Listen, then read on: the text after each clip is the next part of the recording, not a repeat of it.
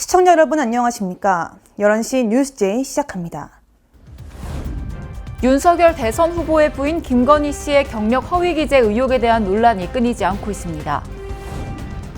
윤석열 전 총장이 국민의힘 대선 후보로 선출되자 2030 세대가 탈당에 나섰습니다. 대전시가 맛집 정보 책자를 발간했습니다. 여수시가 스마트시티 솔루션 확산 사업을 추진합니다. 전주시가 메타버스 청년 공감 간담회를 열었습니다. 국회 소식입니다. 국민의힘 윤석열 대선 후보의 부인 김건희 씨의 경력 허위 기재 의혹에 대한 논란이 끊이지 않고 있습니다. 김건희 씨에 대한 의혹이 끊이지 않고 있습니다. 지난 9일 국회에서 열린 교육위원회 전체 회의에서 윤석열 국민의힘 대선 후보의 부인인 김건희 씨가 국민대와 수원여대 겸임교수 임용 당시 제출한 이력서에 허위 경력을 기재했다는 의혹이 나왔습니다. 앞서 지난달 7일과 21일 열린 국회 교육위원회 국정감사에서 김 씨의 서울대, 한림성심대, 안양대 근무 당시 낸 이력서에 허위 경력이 기재됐다는 목소리가 나왔는데요. 해당 의혹은 김 씨가 서울대 강의를 위해 제출한 이력서에 기재했던 서울 지역 3곳의 초중고에 근무했다고 적은 부분에 해당됩니다. 2004년 서울대 강의를 위해 제출한 이력서를 살펴보면 대도초와 광남중, 영락고 등에서 근무했다고 기재한 사실을 찾아볼 수 있습니다. 그러나 강민정 도종환 의원이 서울시 교육청에서 제출받은 자료에 따르면 김 씨는 서울 대도초등학교와 서울 광남중학교, 서울 영락고등학교에서 근무한 적이 없는 것으로 나타났으며 2001년 영락여상, 현재 영락의료과학고에만 미술 강사로 근무한 이력이 있었습니다. 이에 여권에서는 김 씨가 대도초, 광남중, 영락고 근무 경력을 허위로 기재한 것은 실수가 아닌 고의라고 주장하고 있습니다. 김건희 씨가 대학 강의를 위해서 허위 경력을 이용한 행위가 사문서 위조, 업무 방해에 해당하는 그런 범죄라고 보는데 장관님 어떻게 생각하세요? 법률 검토하시겠습니까? 의원님께서 지금 제기해 주신 그런 문제들이 그런 법률적 위반 사항이 되는지에 대해서는 저희가 검토한 바가 아직 없어서 그 부분들은 법률적 검토를 해보도록 하겠습니다. 당시 윤석열 후보 측은 김 씨의 허위 경력 의혹에 대해 명백한 오보라며 김 씨가 학교 이름을 잘못 적은 것은 단순한 오기로 밝혔습니다. 하지만 지난 9일 국회 교육위원회 전체 회의에서 권인숙 더불어민주당 의원은 허위 이력을 3번씩이나 기재했다는 것은 실수가 아닌 고의성이 다분한 것으로 볼 수밖에 없다며 김 씨의 허위 이력 기재 사실이 속속 드러나는 만큼 자체 확인 결과만 교육부에 제출한 국민대에 대해서는 교육부가 직접 확인하고 진실을 규명할 필요가 있다고 말했습니다. 권 의원에 따르면 김 씨는 2014학년도 국민대 겸임교수 임용 때 제출한 이력서 경력사항에 한국폴리텍 일대학 강서캠퍼스 산학겸임교원을 부교수로 기재, 학력사항도 서울대 경영전문대학원 경영전문 석사를 서울대 경영학과 석사로 기재해 국민대 자체 조사 결과 김 씨 이력서에 허위 경력이 없었다는 해명이 맞지 않다고 주장했습니다. 또한 2007년 수원여대 겸임교원 임용 당시 제출한 이력서 경력사항에 영락여상 미술 강사를 영락여고 미술교사로 허위 기재했다고 지적했는데요. 이는 김건희 씨가 고의적이고 반복적으로 거짓된 삶을 살아왔다. 단순 실수가 아니라 명백한 범죄 행위라고 덧붙였습니다. 한편 국민의힘은 이재명 민주당 대선 후보의 가천대 석사학위 논문 표절 의혹을 꺼내 역공에 나섰습니다. 앞서 지난 18일 국민대는 교육부에 김 씨 논문 관련 의견 회신 공문을 보냈으며 교육부 관계자는 접수된 내용 검토를 거쳐 신속히 입장을 밝힐 예정이라고 답했습니다. 국민의힘 전당대회에서 윤석열 전 총장이 대선 후보로 선출된 이후 2030 세대가 큰 비율로 탈당했습니다. 지난 5일 국민의힘 전당대회에서 윤석열 전 총장이 대선 후보로 선출된 이후 첫 주말 동안 2030 청년들의 탈당이 이어졌습니다. 지난 6일에서 7일 양일간 국민의힘을 탈당한 책임당원은 약 3,000명, 일반 당원은 3,500명으로 총 6,500명이 탈당한 셈입니다. 탈당한 책임당원 중 주축인 20대에서 30대인 청년당원은 약 2,100명으로 70%에 해당하는 숫자입니다. 대선 후보 확정으로 인한 컨벤션 효과로 전 연령대에 걸쳐 당원 수는 오히려 늘었지만 청년층의 당원 수만 오히려 줄어들었습니다. 전당대회 이후 청년층 이탈에 당내에서는 서로 다른 목소리가 나왔는데 김재원 최고위원은 지난 8일 한 언론과의 전화통화에 중앙당 집계에 따르면 지난 5일 전대 종료부터 이날 오전 현재까지 확인된 탈당자 수는 40명이 전부라며 청년층 탈당 러시는 사실 무근이라고 밝혔습니다. 이준석 당대표는 당내 일부 인사들이 2030 세대를 비하하는 언행을 하고 있다며 몰상식하다고 비판했습니다. 경선이 끝난 이후로 당 안팎의 일부 인사들이 2030 세대에 대한 조롱과 비하로 보일 수 있는 언행을 하는 경우가 있습니다. 어제 제가 SNS에서도 언급했지만 그들에 대해서 역선택이라고 조롱하는 순간 돌아올 것은 역풍밖에 없습니다.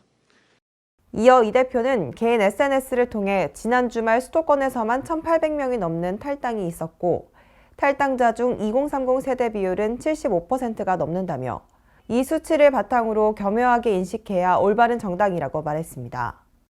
10년 만에 찾아온 정치 변화의 기회에 젊은 세대에게 40명 남짓 탈당했다는 식으로 조롱 섞인 이야기를 계속한다는 것은 상식 밖의 일이라고 우려 섞인 글을 남겼습니다.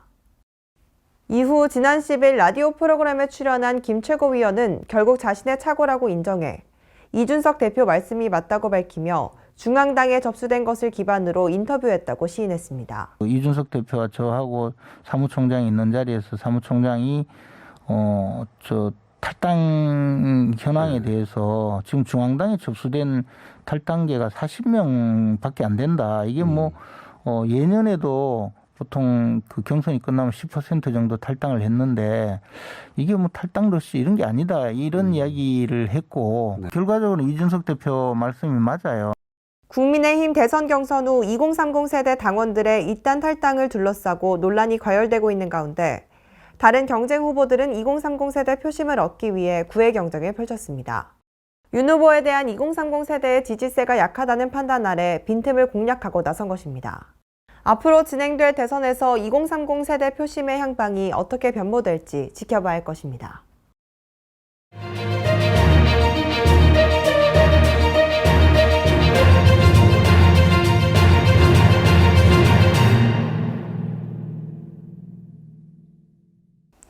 윤석열 국민의힘 대통령 후보가 지난 10일 광주를 방문해 전두환 옹호 발언 등에 대해 광주 시민들에게 사과했습니다.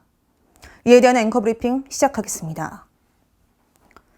지난달 22일 전두환 전 대통령이 군사 쿠데타와 5.18만 빼면 정치는 잘했다고 말하는 분들이 많다고 발언해 여론의 질타를 받은 지 22일 만입니다. 윤 후보는 애초 5.18 민주묘지 추모탑에 헌화 분향을 할 계획이었으나 참배를 반대하는 시민과 학생들에게 가로막혀 추모탑 입구에서 묵념을 한 뒤 사과문을 읽었습니다. 이에 대한 각 언론사별 의견 살펴보겠습니다. 앞서 A일보부터 짚어보겠습니다. 먼저 A일보는 차기 대통령이 돼 5년간 국정을 이끌겠다고 나선 윤 후보가 뒤늦게나마 광주를 찾아 자신의 언행을 사죄하고 역사인식을 재정립하는 기회를 가진 것을 일단 다행스럽게 여긴다고 표했습니다. 이어 윤 후보는 기자들에게 이 마음을 사과드리는 것으로 끝나는 것이 아니라 상처받으신 국민들, 특히 광주 시민 여러분께 이 마음을 계속 가져가겠다는 의견을 보였다고 설명했습니다. 끝으로 윤 후보는 자신의 이날 약속을 향후 정책 비전과 국정 철학 등을 통해 제시하며 국민의 냉정한 평가를 받기를 바란다고 말했습니다. 계속해서 B일보 보겠습니다. B일보는 늦게나마 광주를 직접 찾아 피해 유족과 시민들 앞에 사과한 것은 잘한 일이지만 분별 없는 언행으로 상처 입은 광주 시민과 국민의 마음이 아물려면 진정 어린 사과와 더불어 실효적인 후속 조처가 뒤따를 것이라고 말했습니다. 이어 윤 후보가 현재 부정적 여론과 시민들의 냉담한 반응을 예상하고도 후보 확정 뒤 첫 지역 일정으로 광주를 찾은 것은 정치적으로 적절한 선택으로 본다고 덧붙였습니다. 그러나 그의 이런 선택이 전략적 합리성의 차원을 넘어 진정성 있는 행동으로 인정받기 위해선 그에 걸맞은 책임이 있는 후속 조처들을 내놓아야 한다고 꼬집었습니다. 마지막으로 C일보 보겠습니다. C일보는 윤 후보는 저는 쇼는 안 한다며 이 순간 사과드리는 것으로 끝나는 게 아니라 상처받은 국민, 특히 광주 시민 여러분께 이 마음을 계속 갖고 가겠다고 말을 했다고 설명했습니다. 이어 이 말을 진심이라면 향후 행보를 통해 이를 실천에 옮김으로써 진정성으로 입증해야 한다고 말했습니다. 다음으로 광주 시민들이 모인 이날 항의의 뜻을 윤 후보는 깊이 새기길 바란다고 표했습니다. 이렇게 각 언론사별 다양한 해석을 살펴보았습니다. 이날 참배를 반대하는 시민과 학생들에게 가로막혀 추모탑 입구에서 묵념을 한 뒤 사과문을 읽었지만 윤 후보는 자신의 참배를 가로막은 5.18 민주화운동 유가족 등 광주 시민의 상처받은 마음을 잘 헤아리고 대한민국의 민주주의에 꽃피운 5월 광주의 정신을 이어받아 양극화된 한국 사회의 통합과 민주주의의 실질적인 진전에 기여할 수 있는 대선 행보를 보여주길 기대해봅니다. 다음은 수도권 소식입니다. 탄소 중립도시 송파구의 환경을 생각하는 마음과 지구를 지키기 위한 활동가들의 탄소 저감 실천이 모여 송파 둘레길과 연결된 문정법조단지 내 소리공원에서 첫 번째 온트리 숲을 조성했습니다. 나무를 켜다, 나무 심기를 지속하다는 의미를 담고 있는 온트리는 탄소 저감 활동을 실천하고 포인트를 모아 나무를 실제로 심는 나무 심기 앱입니다. 이번 첫 번째 온트리 숲은 배롱나무와 교목, 관목까지 1415그루가 실제로 심어졌다는 데 큰 의미가 있는데요. 송파구는 온트리를 통해 환경에 대한 소중함과 중요성을 인식하고 환경 보호 활동을 생활화할 수 있는 계기가 되길 바란다고 전했습니다. 송파구가 오금공원 배수지 공원화 사업 기공식을 진행했습니다. 송파구는 송파둘레길 시즌2의 본격적 시작을 알리는 오금공원 배수지 공원화 사업 기공식을 열었습니다. 이번 기공식에서는 배수지 사업 대상지 시삽식과 시찰이 함께 진행됐는데요. 송파구는 오금공원 배수지가 2022년 공사가 완료되면 송파구 전경을 바라보며 휴식할 수 있는 전망 명소로 재탄생하기를 기대한다고 전했습니다. 김상동 시장이 시민들의 생활 불편 현장을 직접 찾아 점검하는 날이 있지요. 바로 현장 행정의 날인데요. 김상동 시장은 제44차 현장 행정의 날을 맞아 주요 사업 현장 및 시민들의 생활 불편 현장을 찾았습니다. 이날 김 시장은 부곡동 여성친화 안심마을 현장을 방문해 향후 부곡초등학교 인근에 진행될 공간 개선 계획에 대해 보고받고 벽화 도색 등 진행 중인 시설 개선 현장을 점검했습니다. 여성친화 안심마을 조성은 다세대 빌라 밀집 지역 등의 안심 미러시트, 태양광 LED 등 범죄 예방시설을 설치하여 지역 주민의 안심 귀가 환경을 조성하고 벽화 도색 등을 통해 도시 미관을 개선하는 사업으로 의왕시 여성친화도시 특화사업의 일환으로 추진하고 있습니다. 또한 의왕고등학교 버스 정류장 보행자 통행 불편 사항, 왕곡동 포원아파트 뒷길 인도 개설, 하기동 의일로 유턴 차선 설치 등 주요 민원 현장을 찾아 최적의 민원 해소 방안을 시민 및 관계자들과 함께 논의했습니다. 김상동 시장은 여성친화 안심마을 사업을 통해 주민들의 지역의 안전한 환경을 체감할 수 있도록 주민들과의 소통을 통해 사업을 추진할 것을 강조했고 주요 민원 현장에 대해서는 시민의 불편이 최소화할 수 있도록 도로 및 교통 환경의 개선을 검토할 것을 관련 부서에 주문했습니다. 광역시 소식입니다. 대전시가 시민은 물론 대전을 찾는 국내외 관광객들을 위한 맛집 정보 책자를 발간했습니다. 대전시가 지역 경제를 활성화하고 신뢰도 있는 맛집 정보를 제공하기 위해 대전 맛이야기 책자를 발간했습니다. 대전 맛이야기는 3대 30년 전통업소, 대표 특색 음식 취급 음식점, 구별 추천 맛집, 대전 언택트 관광지 10선 맛집 등 대전 대표 음식점 234곳의 메뉴 사진과 가격, 위치도 등을 담고 있습니다. 또한 한국어뿐만 아니라 영어, 중국어, 일본어로도 표기해 다문화 가족이나 대전을 방문한 외국인들이 대전의 맛을 쉽게 찾아볼 수 있도록 구성했으며 책자는 대전시 맛집 소개 홈페이지 대전의 맛을 통해 이북으로도 만나볼 수 있습니다. 환경부가 올해 처음으로 실시한 수돗물 먹는 실태 조사에서 대전 시민의 수돗물 만족도가 매우 높은 것으로 나타났습니다. 환경부에서 발표한 2021년 수돗물 먹는 실태 조사에서 대전 시민의 수돗물에 대한 전반적인 만족도가 전국에서 가장 높았습니다. 이번 수돗물 먹는 실태 조사는 전국 161개 지자체 72,460가구를 대상으로 진행됐으며 수돗물을 먹고 있는 응답자를 대상으로 전반적인 만족도를 조사한 결과 만족응답이 전국 평균은 69.5%, 대전시는 83.7%로 가장 높았습니다.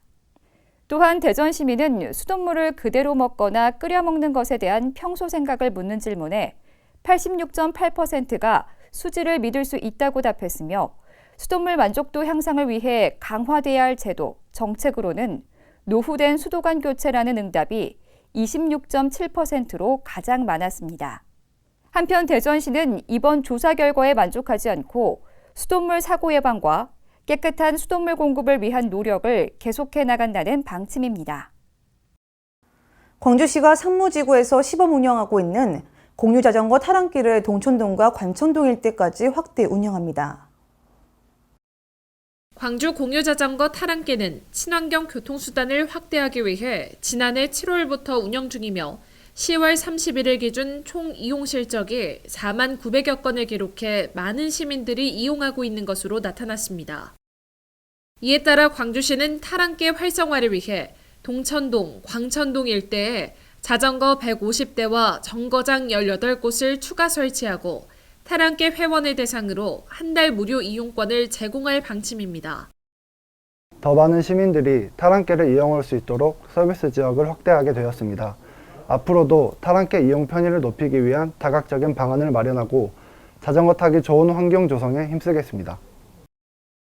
타랑길은 만 15세 이상이면 누구나 오전 7시부터 오후 9시까지 연중 무휴 이용할 수 있으며 대여 및 반납은 타랑길 주차장 표시가 있는 장소에서 가능합니다. 무등산 난개발 방지를 위해 구성된 민관정위원회가 신양파크 호텔의 구체적인 활용 방안을 발표했습니다.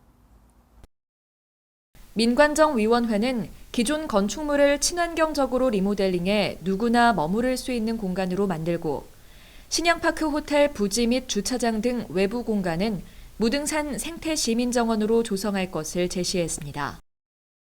특히 기존 호텔 건물 1, 2층은 문화정보교류회장을 만들어 시민이 쉽게 접근해 공유할 수 있는 다목적 복합 공간으로 활용하자고 제안했습니다. 우리 시는 신양파크 호텔 활용 방안을 놓고 적극적인 협치 행정을 펼쳐왔습니다. 난개발은 막고 공익적 가치는 더욱 높여 하루빨리 시민의 품으로 돌려드릴 수 있도록 노력하겠습니다. 광주시는 민관정위원회의 제안을 토대로 기본계획 구상 등 세부적인 활용 방안을 수립할 계획입니다. 이어서 강원도 소식입니다. 평창에서는 행복한 평창 교육 발전을 위해 2021년 평창교육지원청 지원대상 평창군수특별 강의를 진행했습니다. 평창교육청은 지난 11월 청내 직원들 대상인 원래조회시 평창군의 비전 및 업무를 공유했는데요. 2022년 평창교육지원청 주요 업무 계획 수립과 행복한 평창 교육 발전을 위해서 평창 군수를 강사로 초청해 평화도시 평창이라는 주제로 특별 강의를 진행했습니다. 횡성읍 구리고개 도시재생 예비사업이 2021 대한민국 도시재생 사례공유 비즈니스 분야 우수상을 수상했습니다.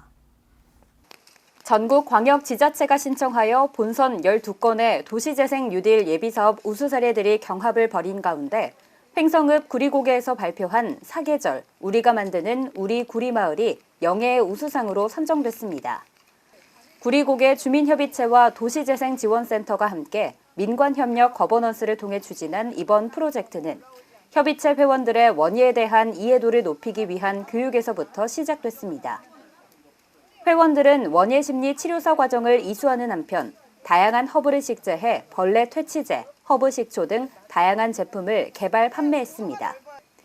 이는 마을 소득 창출에 기여하였으며 이러한 과정이 마을에 활력을 주는 것은 물론 주민 공동체 회복의 기회가 되었다는 점에서 높은 평가를 받았습니다. 계속해서 충청도 소식입니다. 한국전자기술연구원의 차세대 전지연구센터가 청주 5차 2차 정지 소보자 특화 단지에 들어섭니다. 그동안 2차 전지의 기술 경쟁력을 강화할 수 있는 연구개발 기관이 없던 충북도는 아쉬움을 덜 수 있게 됐습니다. 2차 전지 소재 부품 장비 특화 단지인 충북 오창에 한국전자기술연구원이 둥지를 틉니다. 국내 최고 2차 전지 연구 기관인 한국전자기술연구원은 앞으로 2차 전지 관련 기업들을 밀착 지원할 계획입니다. 충청북도는 이를 위해 한국전자기술연구원, 충북 테크노파크와 2차전지 산업 발전 공동협력 업무 협약식을 가졌습니다. 주요 협약 내용은 2차전지 산업 지원을 위한 기술 개발, 활용 시설을 구축하고 2차전지 산업 글로벌 클러스터 조성 사업 기획 참여입니다. 또한 2차전지 소부장 특화단지 지원 사업의 기획과 참여는 물론 차세대 창의 융합 혁신 인재 양성 지역사회 공헌 내용을 담았습니다. 충북은 이번 협약을 통해 글로벌 2차전지 클러스터 조성에 한 걸음 더 나아가게 됐습니다. 특히 제조 경쟁력에 비해 부족한 R&D 역량 강화 기반을 마련했습니다. 한편 한국전자기술연구원은 국내 최고의 연구진으로 고체 전해질, 소재 전고체 전지 등 2차전지 핵심 기술을 연구 개발하는 기관입니다. 오창산단에는 연면적 4,191제곱미터 규모로 구축되며 시험평가센터가 들어설 계획입니다. 경상도 소식입니다. 양산시에서 크리에이터를 꿈꾸는 청년들을 위한 문화예술인 공동창작소가 시범 운영에 들어갔는데요. 이곳에서 유용한 장비들을 활용해 창작 문화예술 활동을 펼칠 수 있는 것으로 보입니다. 문화예술인 공동창작소는 환경 이전 문제로 폐교된 옛 어곡초등학교를 문화예술 공간으로 재생하는 사업으로 오는 2023년 12월 개관을 앞두고 이달까지 용역 기본 계획을 수립 중입니다. 양산시 문화예술 공동창작소는 예술을 사랑하는 양산 시민 모두가 오셔서 즐기고 창작 활동을 할 수 있는 곳입니다. 양산시는 10월 한 달 동안 쌍벽루 아트홀에서 위드밴드나 재즈 공연을 시작으로 강서동 주민편익시설에서 어곡을 그리다 전시까지 8개의 문화예술인 공동창작소 시범운용 프로그램을 실시해 큰 호응을 얻었습니다. 이번 시범운영 프로그램 사업은 시설이 조성되기 전 지역의 창의 인력과 주민이 해당 시설을 자유롭게 사용해 보도록 해 실패 요인을 줄이고 시설의 효용성을 높이기 위한 것입니다. 문화예술인 공동창작소 시범사업을 진행했는데요. 많은 시민들이 찾아와 주셨고 새로운 문화예술을 경험을 했다는 말씀들을 많이 들었습니다. 그리고 지역에 있는 청년예술가들의 새로운 시도들을 많이 볼 수 있는 그런 기회였고요. 앞으로도 좀 더 양산 시민들의 문화예술 자긍심과 창작 의지를 높이는 공간으로 만들어갈 예정입니다. 지역 철강산업 부활의 신호탄을 쏘아올립니다. 포항시는 철강 거점센터 건립 착공식을 갖고 공사를 본격 시작했는데요. 철강 산업에 대한 체계적인 지원 등에 집중하며 우리나라 철강 산업의 제도약을 뒷받침할 예정입니다. 포항시는 2일 블루밸리 국가산업단지에서 포항 철강 거점센터 착공식을 가졌습니다. 포항 철강 거점센터는 지역 철강 산업 경쟁력 강화를 위한 고부가 철강제 제조 및 가공기술 지원 시설로 시는 총 사업비 73억 원을 투입해 2022년 3월 준공을 목표로 하고 있습니다. 센터는 철강산업 제도약 기술개발 사업의 전국 핵심 거점으로서의 역할을 수행할 예정입니다.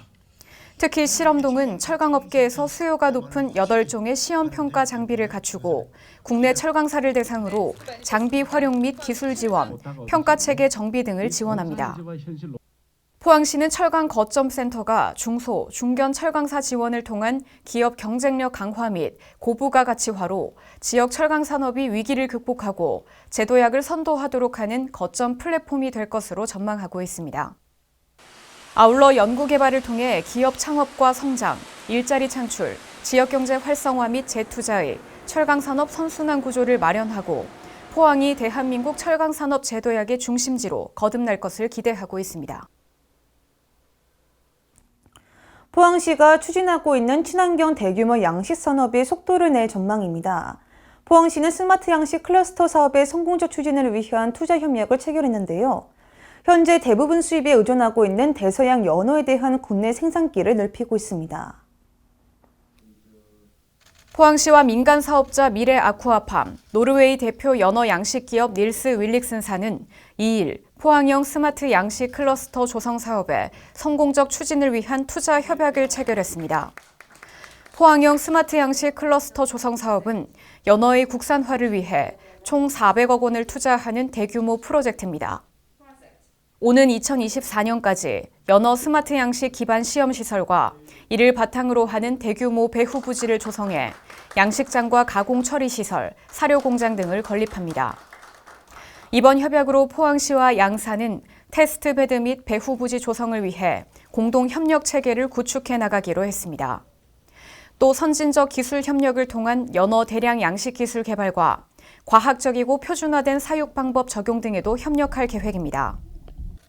시는 실질적인 협력 체계를 구축해 빠른 시일 내 포항시가 양식한 대서양 연어를 수출하고 지역경제 활성화 및 일자리 대거 창출 등 포항 발전은 물론 우리나라 양식 산업의 획기적인 발전을 이루도록 노력할 방침입니다. 전라도 소식입니다. 여수시가 국도비 18억 원을 투입해 스마트시티 솔루션 확산 사업을 추진합니다.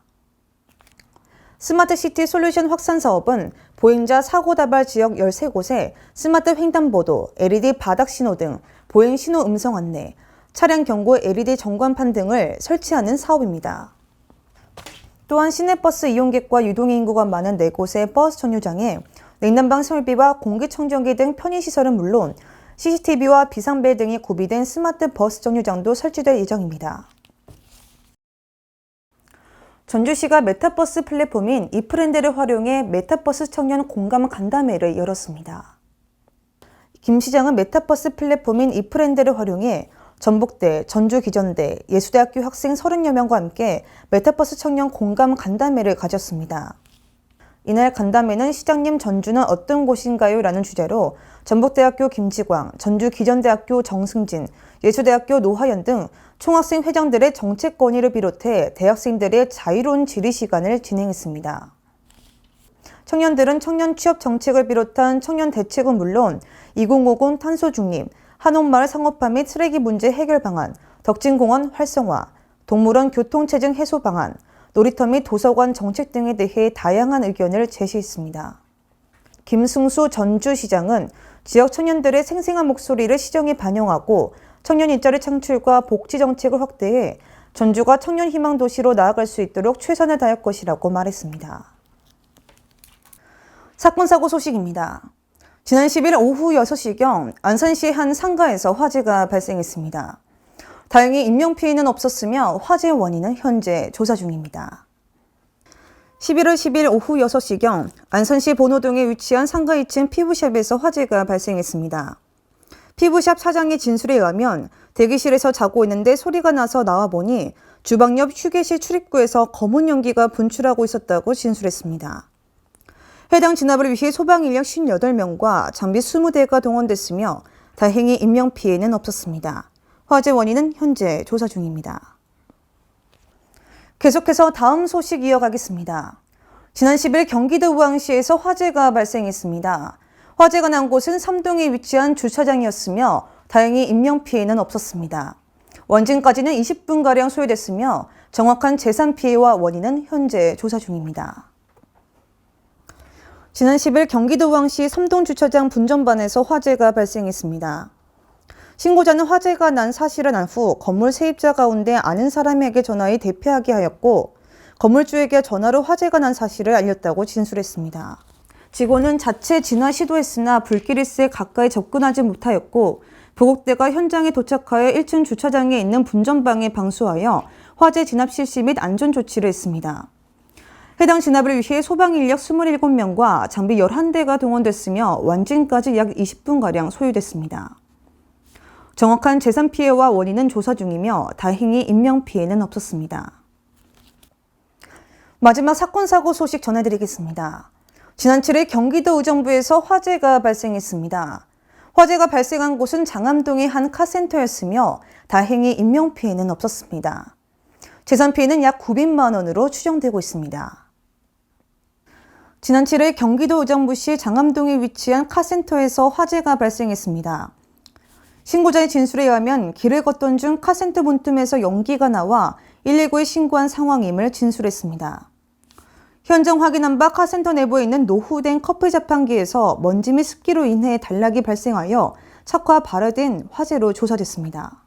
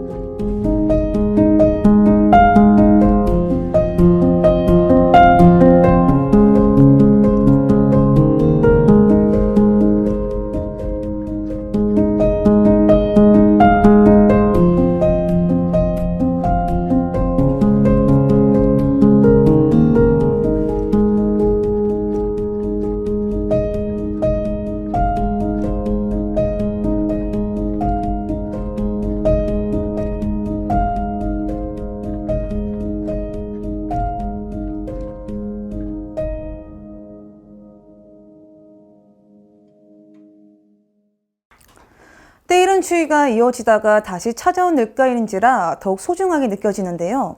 지난주만 해도 겨울이 오는 것처럼 추웠지만 날이 다시 온화해졌습니다. 다만 아침 저녁으로 바람이 급격하게 차가워지니까요. 기온이 많은 옷차림으로 감기 걸리지 않게 조심하시기 바랍니다. 이상 뉴스 마칩니다. 시청해주신 여러분 고맙습니다.